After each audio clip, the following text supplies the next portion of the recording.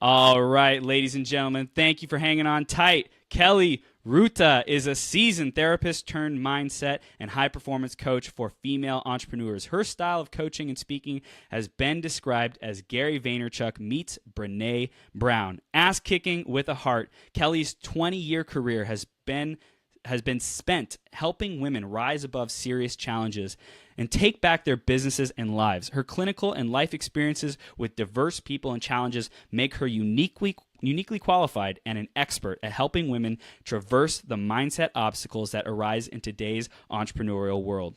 Kelly's big why is to positively impact female entrepreneurs worldwide by coaching them to become empowered leaders in business and in life. When Kelly isn't working, she is hanging with her husband and 2 sons, often on the baseball field, but preferably on the beach with a good book and a journal. Kelly, you ready to rock this? I am so ready to rock. She's ready. Today, my friend. Awesome. Yes, thank you so much for coming on. We're gonna have fun. That's what we were just talking about. We love fun. We love having fun, making this valuable for the people around us. And let's start diving in. We're gonna start with the question of the day. Okay, and the question of the day is based on the theme of today, which today is Awaken Your GPS. So, Kelly, how do you awaken your best self, and how has that showed up for you recently and in your life to be your greatest possible self? Oh my God, I love this question. I'm so excited that you asked it that way. I don't believe in like coincidences and things like that. So I think I'm laughing on the inside because this is right in line with everything I've been talking about in my professional life and in my personal life. So awesome question to lead with. So, I think the way we awaken, tap into, and use our GPS, there's lots of ways to do this, right? And I think we can bring in tools, and we can bring in strategies and tactics and routines and everything from all different areas of life.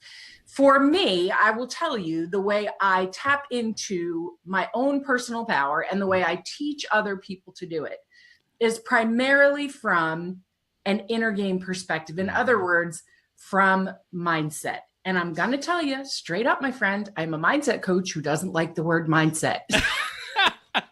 The word, it's one of those sort of like esoteric words that doesn't land all that well. Yep. You know what I mean? So the way I'm talking about tapping into that GPS really has to do with the precision of your conscious thinking. Wow.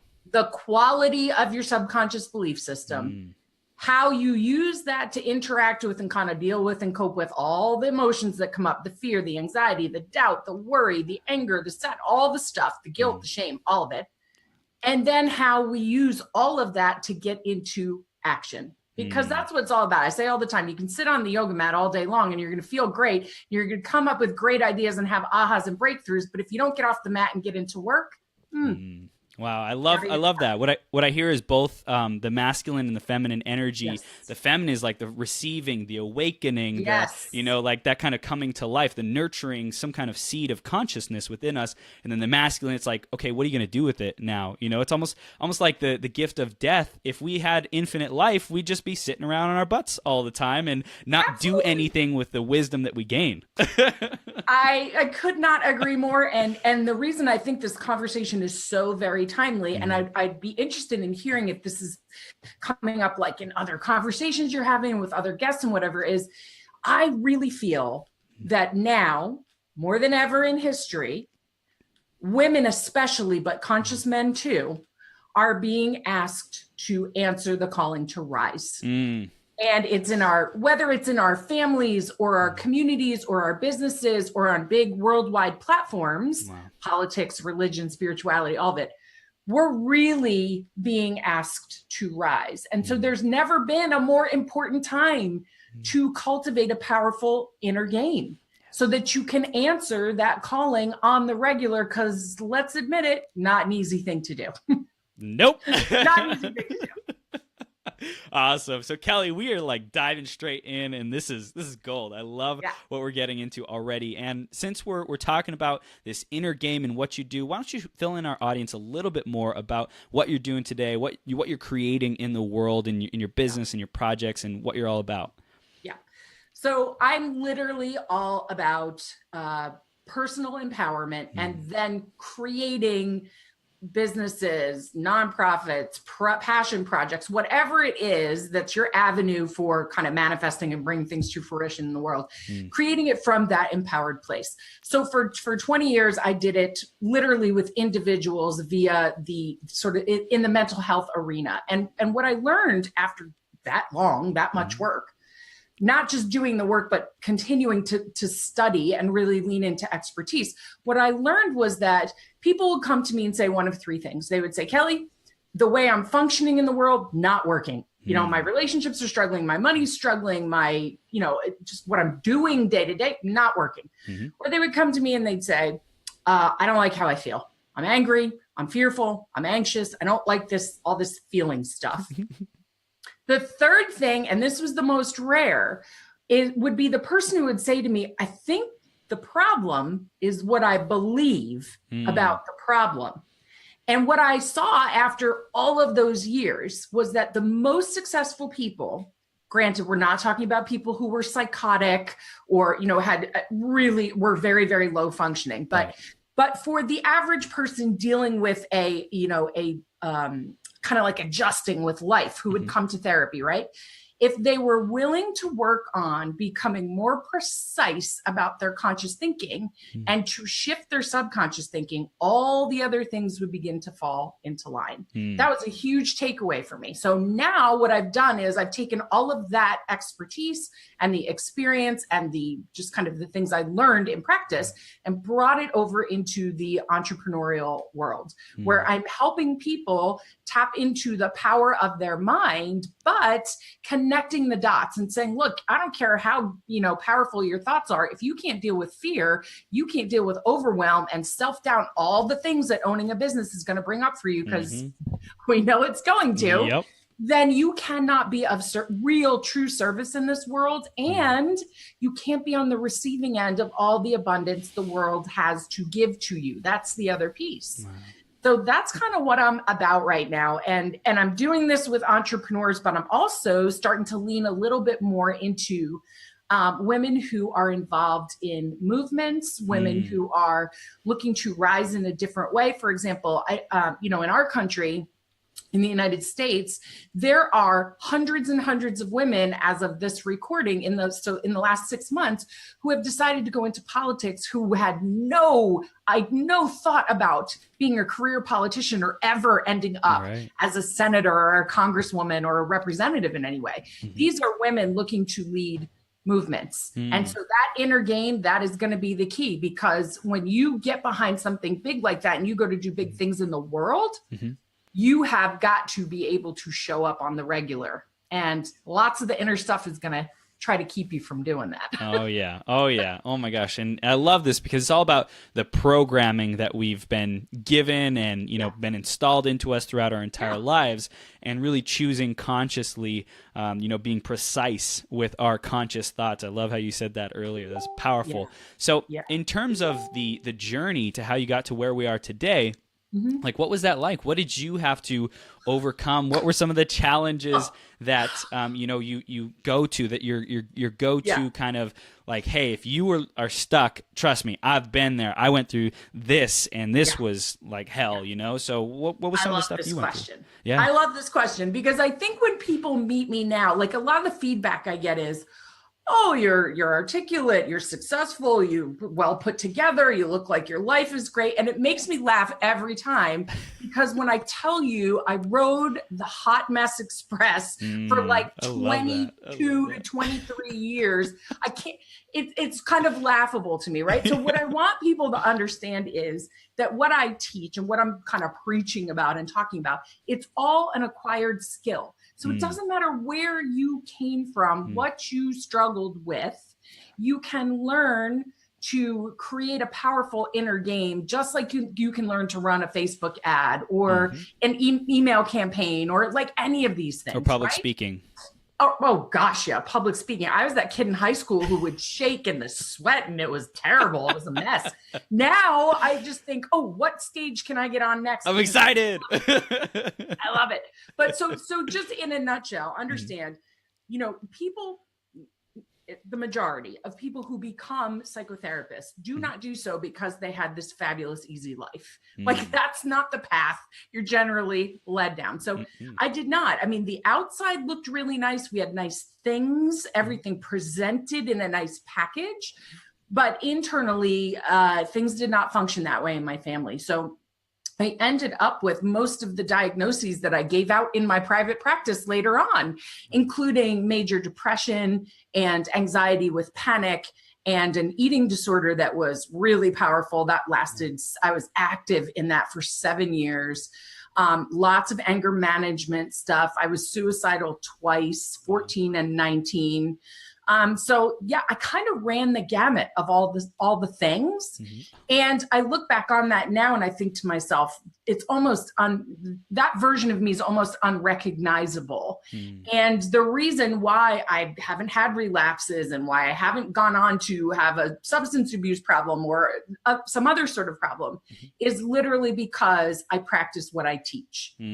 And so I have to continue to do this work for myself on the regular. There's no arrival where you go, I'm officially a master of this and I don't have to do the work anymore. So, much like a yoga teacher, you get to a level of mastery, but that doesn't mean you then sit down and say, I'm done, I'm good, So is there a point of, and there's like 4 levels of learning. The first level is unconscious incompetence. The second is conscious incompetence. So unconscious incompetence, you don't know. Unconscious or conscious incompetence, you know that you don't know. And then conscious competence, which is you know, and then unconscious competence. So it becomes on autopilot. So I'm curious, Kelly, like, how do you know when you get to that level of unconscious competence? Is that something that you strive for? Do you strive to teach people like, hey, it's time to make this thing autopilot. Let's focus on that, get there. That is the goal experience. And here's why, from a few different perspectives. Number one, from an energy management perspective, because what we know is when we are spinning our wheels and not doing well, it's very draining, physically, mentally, emotionally, spiritually. When we are attempting to create a change because we now know better and we know we have to sort of do better, also very taxing, can be very exhausting. You'll bump up against a lot of frustration, can be very, very draining.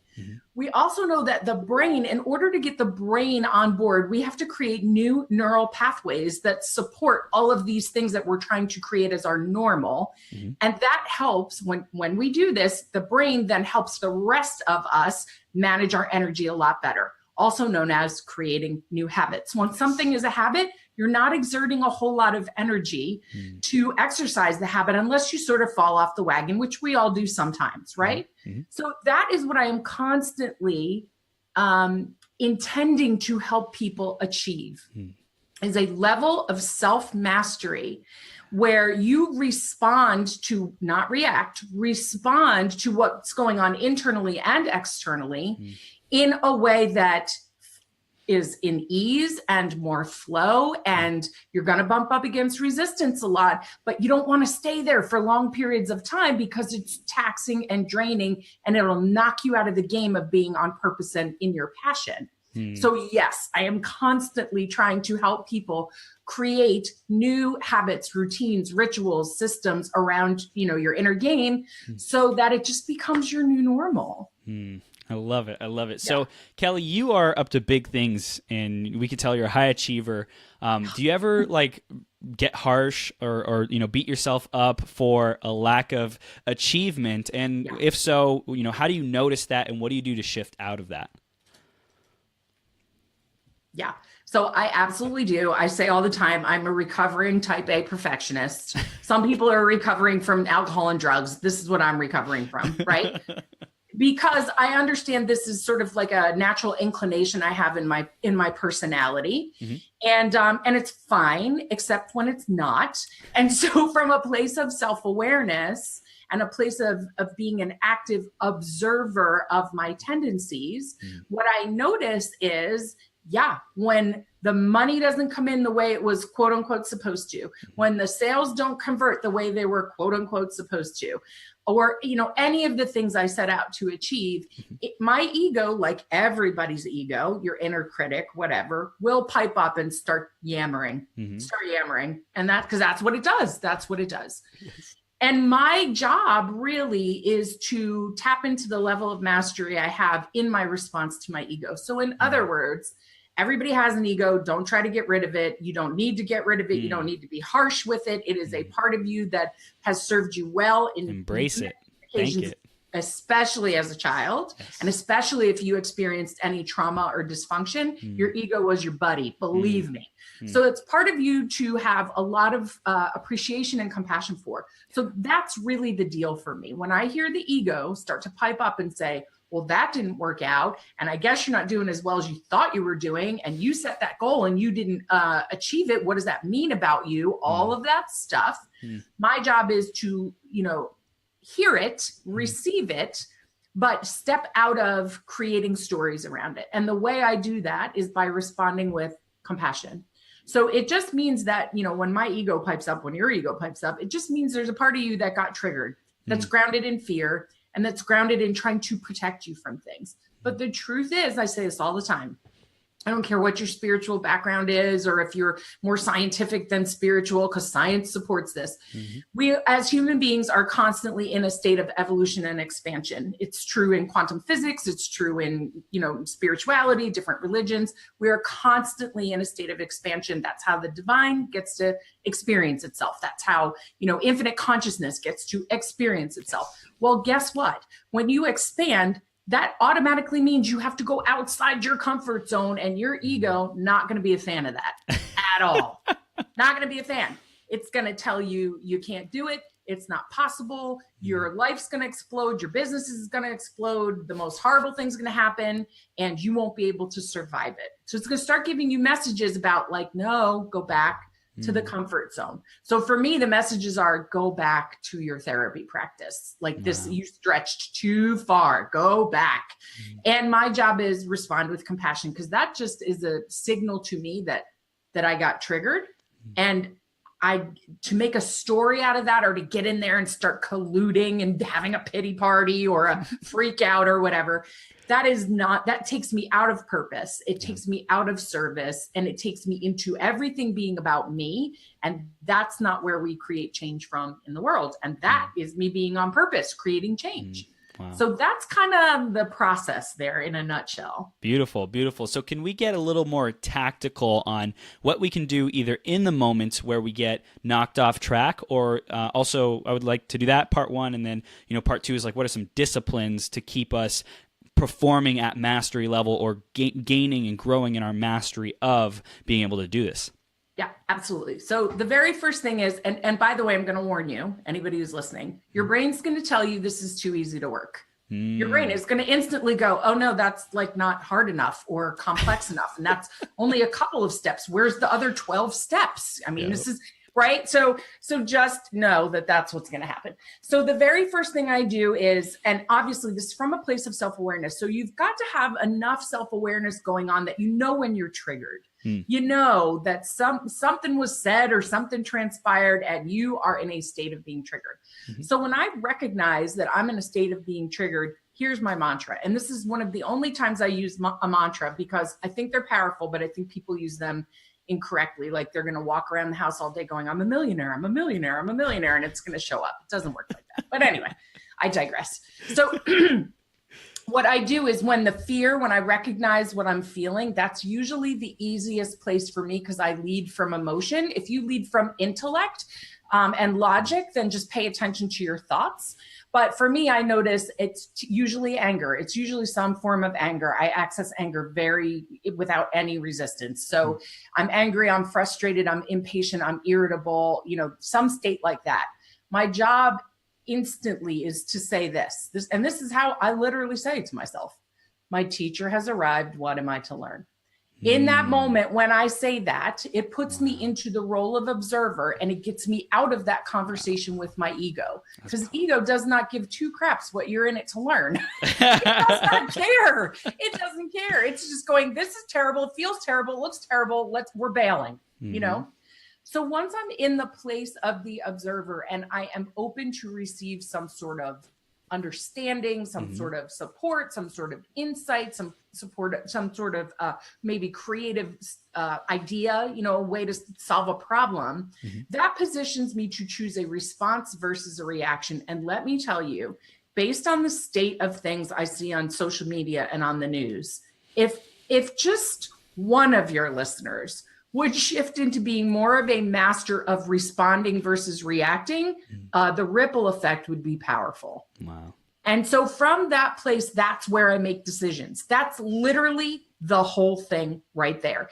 And I give myself this gift.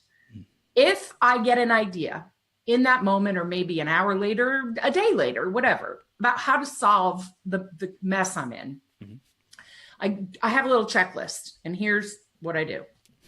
The solution becomes apparent to me, and I ask myself these questions. Is this solution inspired? In other words, do I feel like this is something I really want to do, or is this coming from me believing that somebody else is going, this is what you should do, this is what you should do, this is what you should do? So I have to get very clear. Now, by shoulds, I don't mean like, yeah, you should pay your taxes on time. You should pay your team on time. That's not what I'm talking about. I'm talking about other things. So if I can get clear that it's inspired, if I can get clear that this action is aligned, in other words, it's aligned with my personal values and it's aligned with the values of my business. If it's aligned with those things, we're a thumbs up. And then the third thing is, do and can I give myself permission to execute this imperfectly? As long as I can do all three of those things, it's a green light. It's a green light. If I can't, then I need to go back to the drawing board. And this is what I do over and over, constantly. That's the process. And again, you're going to go, oh, that's easy. Like, where's the hard steps? Where's the sexy, the sizzle, There's no sizzle in this, my friends, except for the results. So really, what I get to enjoy as a result of this is a pretty consistent experience of confidence, a pretty consistent experience of being very connected to courage and bravery, being comfortable with being uncomfortable, because I am almost consistently uncomfortable. So now I'm just cool with it. Like, these are, yes, I think it's great when people talk about all the hard ROI that you get out in the world, but do not be fooled. That is only a piece of the puzzle here. And so, it's this other stuff that knocks us out of taking consistent steps forward. Yeah. Wow, that's powerful. So I really loved backing up. My teacher has arrived. What am I to learn? What is the lesson? What is the gift? It's turning it from something unwanted into something. There's a silver lining. How did I ask for this? How did I ask for this? Like, just totally. Well, and sometimes it comes out that way, because I'm like, really? I asked for this? Are we sure about that? But here's the truth. And this is a very powerful reframe. And I invite you to practice this. Anytime something not wanted or not intended or challenging shows up, remind yourself, nothing happens to you. Everything happens for you. The difference is in whether or not you're willing to look at it that way. And people get mad when I say this, because they're like, I did not ask for that horrible thing to happen. Well, nobody does. Nobody goes, yes, I hope this tragic, traumatic, horrendous thing happens. No, the reframe empowers you to not be a victim of any of the things that happen to you. And that's the key, because your ego would love nothing more than to convince you are a victim of everything that happens in life. You can't serve from that place. You can't flourish from that place. So I'm always saying, okay, this thing that showed up, it sort of sucks. I'm going to be honest. I'm not really enjoying this, but I also have full faith that everything happens for me. So I will say out loud, show me the money, literally, figuratively, like, what, there is always something in this for me. Where is it? Let me see it so I can do something with it. Wow. So that I love what you said there about show me, because there's different like commands or questions or places and ways to communicate with God, source, universe, creator, whatever we want to call it. Is there any particular style of affirmations or creation language that you use, that you use in your daily rituals or anything like that you are your go-to? Yeah, absolutely. So some of them are the typical ones that you'll hear anybody who talks about manifesting and mindset, always in the now, always in the positive. So, the universe energy in general, vibration responds to the emotion behind your words. So be very clear. The universe is not responding to your words. It doesn't get your language.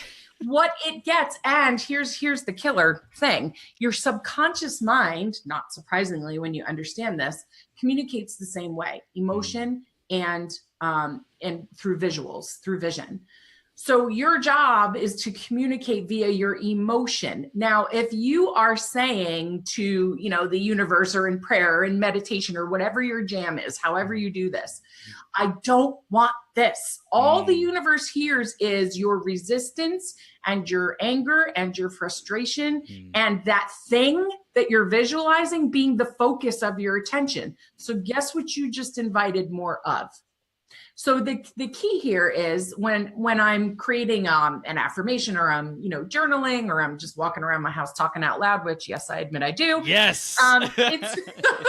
There is an awareness of something that I dislike or is out of alignment with what I deeply desired. That's okay. Like that's a point of power to know what you don't want. It's what we do with it then that matters. And one of your biggest gifts, natural gifts, is focus and attention. So you have to become a master in directing it. So when I use affirmations, it's always in the now, it's always in the positive. It is always fueled by appreciation. By appreciation, even appreciation, like unless I'm having a real tough day and can't muster this one up, but even appreciation for the challenge, the problem, the obstacle, right?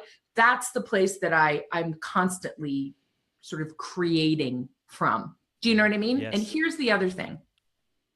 And I'm not trying to play with semantics, but you'll feel a difference between these two things. There's a big difference between being in the energy of and the mindset of commanding and being in the energy and mindset of controlling. They are two very, very different things. Wow. And powerful people, well, we're all powerful, but people who are in their power understand that you command, you don't control.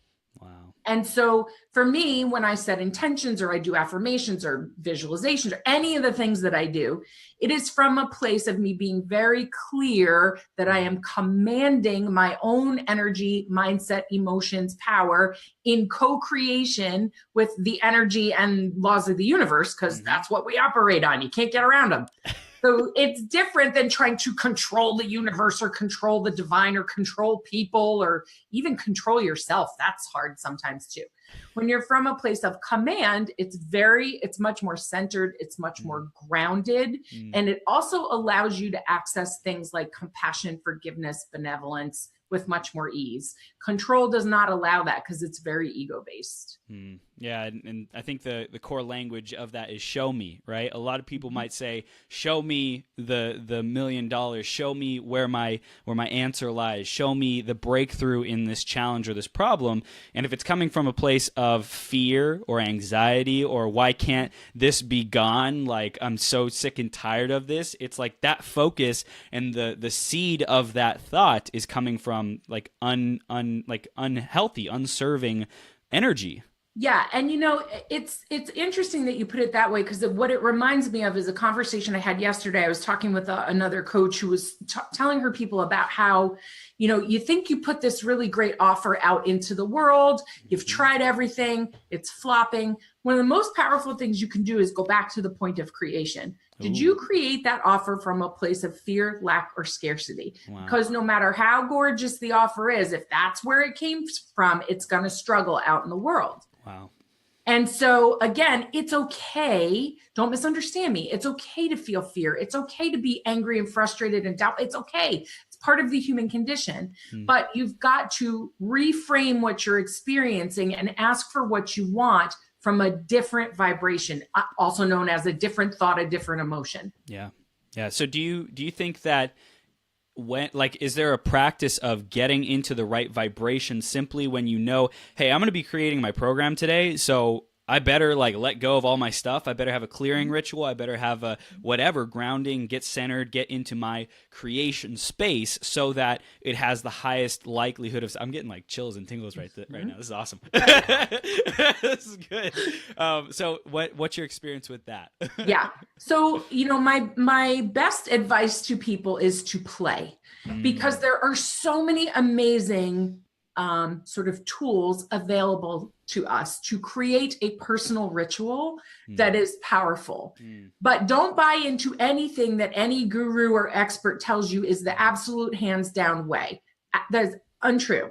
There is an absolute way for you. Yes. There's no question. And it's true for all of us. So what I always recommend to people, even when I'm teaching people what I do, I say, if it doesn't resonate, leave it. Go test it, go play with it, give it a whirl, see how you feel. I share what works for me. I share what has worked for clients of mine. Doesn't mean it's going to be the best match for you. And that's okay if you say, well, Kelly's thing sounded good, but it didn't work for me, so I'm going to go do something else, right? So for me, what has worked really well is a combination of a few things.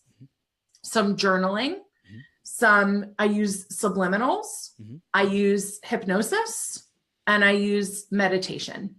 And so all of those things combine together, and I don't do them in some rigid fashion. It's like, all right, what am I feeling today? What am I feeling like doing today? And I take it from there.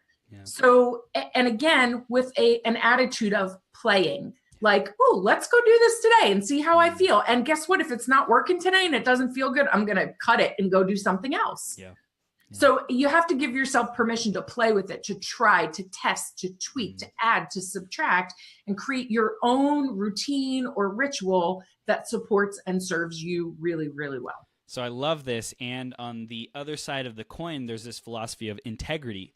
And when you say you're going to do something, it's like, okay, that's my word in the matter. I gave my word. I promised that I would do this today. I would get this done today. How do you like balance with those two and still be empowered in ourselves and complete what we set out to do? This is such a good question. So a lot of times I will say, and I plan my week out. I'm very sort of responsible about that. You know what I mean? And I set all the wheels in motion, but I give myself permission every single day to reassess. And by reassess, I don't mean like, do I feel like doing this today? Because I will tell you, I am the laziest driven person you'll ever meet. I don't ever feel like doing anything except going to the beach and reading a book and having a glass of wine. Like, can we just play forever and ever and ever? that is pretty much all I ever feel like doing. Right. And pretty regularly, I feel like taking a nap. But other than that, I don't really like every day. I'm like, oh yeah, I feel like doing this. No, sometimes I do. Sometimes I don't. Yeah. So my commitment is to myself over to the thing, right? Wow. So for me, the commitment really is I show up for me every day, because when I show up for me every day, it allows me to show up and serve everybody else. Some days it may look exactly like what I put in my planner. Right. It may work perfectly. All the ducks are in a row. I execute everything. Fabulous. Yes. The next day, maybe not so much. but what I do commit to is some form of showing up, and self-care is sort of like a big thing, but making sure I am taking care of myself from the inside out so I can show up. Some days that might be, girl, you planned a whole lot of things, but what your body is telling you is today you need to rest. And everything in me is like, all the overachiever in me is going to go, rest? You can't rest? What do you mean rest? You know? And that might go on. I'll listen to it. That my body might say, oh, it's actually 2 days. You're going to do that. You know what I mean? And other times it's go mode. It's, oh no, you plan these 4 things, but you're actually going to get these 7 things done today. Right. Yep. What I do know is that I have the clarity about making those decisions every day because I have a practice in place where I calm myself, I center myself, I ground myself, I create clarity and intention. And so that gives me the freedom every day to say, what do I need to lean into today? I also implicitly, without question, trust my intuition, because when it becomes a battle between my intellect and my logic and my intuition, and I don't listen to my intuition, it results in a usually very large mistake every time that has consequences. And so if my intuition pipes up and it's in conflict with my intellect, my intuition, I listen to it hands down. I've made too many mistakes of not doing that when I was younger, when I was in my 20s, and I learned some very painful lessons as a result of that. I listened. Did you find that those mistakes or challenges when you were younger, did the consequences come immediately, or was it like you'd make a decision and then you'd see like the resulting impact over months and years? Such a good question. Give an example. So it's a mix of both, but what I have found is that the latter is more true. When I was 19 years old, and this is going to sound super woo, so buckle up, friends. Yes. But when I was 19 years old, I was leaving a barbecue. I was getting ready. I went to a state college, and I was at home leaving a friend's barbecue, getting ready to head back to school to go back for the semester. And I walked out to my car, and I put my hand on the door handle, and I saw a horrendous car accident happen. Not literally, but in my head. I saw the whole thing. And I was like, and it scared me. I was shaking. It was so frightening. Dang. And I was 19, and I thought to myself, well, that was weird. Okay, what is that exactly? So I blew it off. Key right there. I blew it off. I got in my car, and within 45 minutes, the exact car accident happened.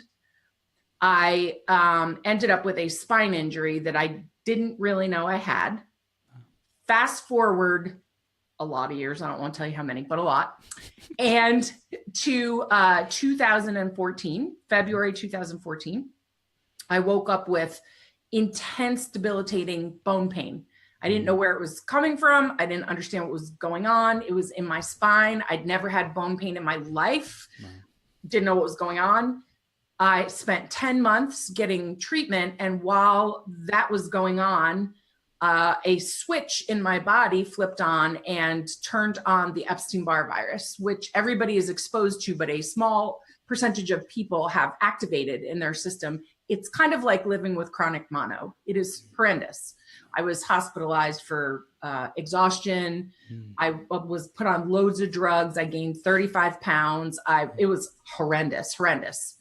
In July of 2015, I woke up and had lost the use of my right arm. They thought I had a stroke. I was in the hospital for 4 days. I couldn't figure out what was wrong with me, diagnosed me with all these. Anyway, my spine collapsed. So I ended up having spine surgery, which they told me I would be better in 6 weeks. It took 6 months. And anyway, it's been a long, long haul, my friend. So, there had been times before that where my intuition had showed up in lots of different ways. And I just thought, that's weird. That's crazy. That's creepy. What's wrong with me? But I will tell you, when it speaks up and tries to get your attention, even if you don't understand it, the best thing you could ever do is listen, because almost 30 years later, I was dealing with a physical debilitation that, took me out of the game almost, really. So surgery and medications and adding, thank God for CBD oil. I'm good. I'm back on track. I'm out of pain. I'm off all of my prescriptions. I'm back to exercising after 3 years. Things are really getting back on track. Awesome. It's very powerful. I will tell you, I only survived that entire 3-year situation because of my mental fortitude. There's no way otherwise. Yeah. Wow. Yeah. Thank you for sharing that. And the intuition, this guiding source of us, is so critical to listen to. And that was the perfect answer to that question of, does it show up immediately or long term? And I'm grateful that you're you're healthy and well again. We're grateful, and you're serving people, and you have the energy to do that and the presence to do that, because you have some serious gifts and wisdom and light to bring to the world. So really grateful that all lined up for us. So I did want to kind of begin wrapping up on the point that we wanted to talk about today. Is there anything else about mindset, or this kind of like secret mindset to more abundance and flow and ease, so that we can really be the creators of our reality? Yeah, absolutely. So what I would say is this.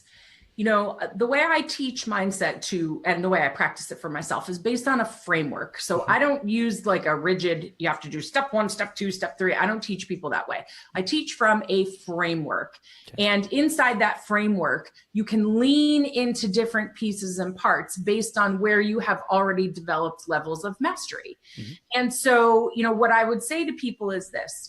If you are truly, truly looking to develop a solid inner game on all fronts, you cannot just address conscious thinking. And I see a lot of people calling themselves mindset experts out there, or mindset coaches, and really all they're addressing is your conscious thinking. It's powerful, don't get me wrong, but your subconscious mind is responsible for 95% of what goes on every day.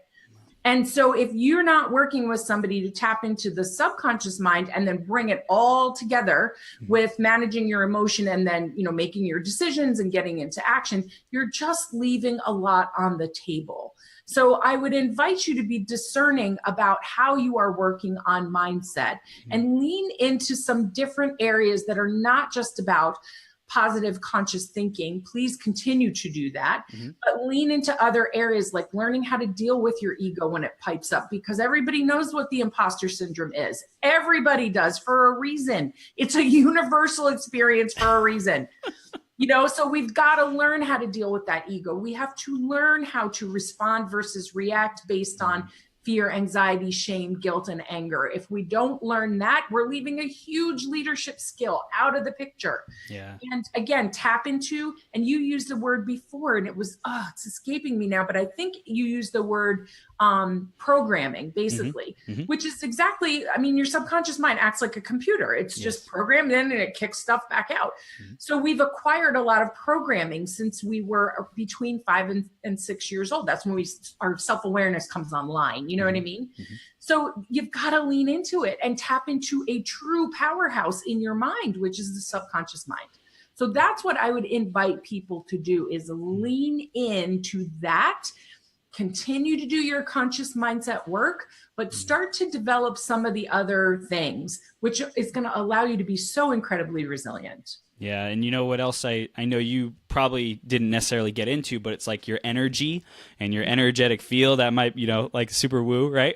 Like all these quantum things. Physics, baby. Yes. It's quantum physics. Yes. It's like understand the universe. Start having a curiosity, an insatiable curiosity of how the universe works the way it does. What are the laws that drive the universe? Because when you start to understand those, you can understand, well, if that's how the universe works, then I just got to master myself and my application of these laws. Then I can be, do, and have anything I want. That's absolutely it, because it sounds out there, but there are laws of the universe. Yep. You know, nobody looks at the law of gravity and goes, well, that's weird. And nobody questions if they go to sit down, if their butt's going to land in the seat. Well, was I good enough to deserve for this to work for me today?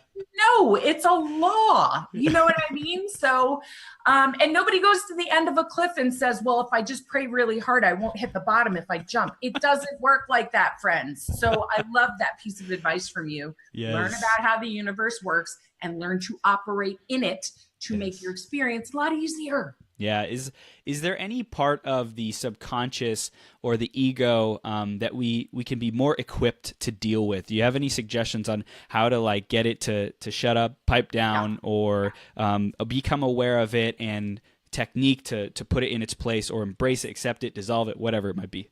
Of course I do, sir. This is what I do for a living. Anyway, if it's okay with you, what I'd like to do is direct your listeners to a training I have on this, because it's not the kind of thing I can just pop in and say, like, just do this 3 things and you're off and running. You know what I mean? Yes. So, you know, for very good reason, the free training that's on the homepage of my website is about how you overcome imposter syndrome. Awesome. Because it's universal. It's not male or female, doesn't matter what industry you're in. If you don't learn how to shut that down and sort of navigate it differently, that relationship with ego, you are going to be exhausted, and it puts you at risk for being taken out of the game. And we need you in the game. We need you serving and showing up. So I would direct people there. It's, I think, around 60 minutes. It's a video training. It is completely free. Awesome. It's on the homepage of my website, kellyruta.com, and you can just opt in and go and take it. So I love this. And I'm curious, how did you discover to create this training? How and why? Let me tell you, your greatest assets are the people you have already served, because they will tell you and show you over and over again, if you actively listen, if you truly, truly listen, they will tell you what they need. And when you start to notice themes come up over and over and over, then your responsibility is to respond to the theme. So a big one I've heard I'd say in the last year is, this imposter syndrome, this who am I to? I'm not special. Greatness is meant for somebody else. It's not meant for me. That's an epidemic that I'm on a mission to bring that one to an end, because there's greatness in all of us. So I just listened over and over, and people said to me, they don't use the language ego or whatever. That's psychological language. But what they do say is, that voice in my head tells me all the time, who the hell are you to show up and do something so big? When we can put, really quiet that and tap into the voice of your inner being, you're golden. You're golden. Awesome. I love it. This is gold, Kelly. And for everyone listening, definitely go to Kelly's website. It's kellyruta.com, right? You're going to be sharing that again in a couple minutes. But as we wrap up, Kelly, is there any final takeaways, or, just recap the new reality, the new paradigm that people get to step into because of their time invested here with us? Yeah, absolutely. Here's the strongest thing I can urge you to begin to think about or shift or challenge yourself around. Marketing is a very, very powerful tool. It can be extremely compelling. And it also, unfortunately, can create some belief systems for people that don't serve us well. Also known as, strategy is the only thing you should be focusing on. Business building activities, sales and funnels and all this other stuff. Look, those things are brilliant, and we need them in our businesses to help us get our content and our gifts out into the world. But one of the biggest mistakes you will ever make is buying into this belief that if you just do more and hustle harder and work more strategically and inject more logic and rational thinking into everything, that's going to create success. Because I will tell you, the reason my practice is full of strategists and analysts and otherwise highly intellectual people is because that's what they did. Yes. So, please, if this episode at all left you feeling curious or inspired, let it direct you there. To how can I lean into developing the inner stuff so that when I show up to execute the strategy, the plan, or analyze the data, that I do it from a very different place, and a more powerful place. You will be blown away by the results when you combine both worlds. So that's what I would leave you with today. I love it. I hear integration. It's like you have these assets and these skills and abilities, and the universe wants you to succeed. Yes. Stop making it so difficult on yourself by not having things in alignment and integrated. Absolutely. Beautifully put, sir. Awesome. Thank you, Kelly. So, Kelly, how do people stay connected with you, and what do you want them to do next? Yeah, so it's actually super easy. I'm very accessible. I spend a good amount of time on Facebook and Instagram. Very easy to find me there. If you want to go access the free training, I invite you to do so. It's kellyruta.com. It's right on the homepage. But if you really enjoy Facebook and interacting, or if you like groups, I run a great free group. Sorry, guys, it's for the ladies, but it's called the Limitless Entrepreneur. And I invite you to come on in. It's just a really powerful group of women looking to raise each other up to be of more service in the world. If you happen to be a male who wants to follow me and, hear more about what I do, then absolutely follow me on my business page on Facebook. It's under my name. And I do a free training every single Wednesday at 3:00 on my business page. I go live and I talk about sort of the mindset, a focal point of the week for you. So you can follow me there.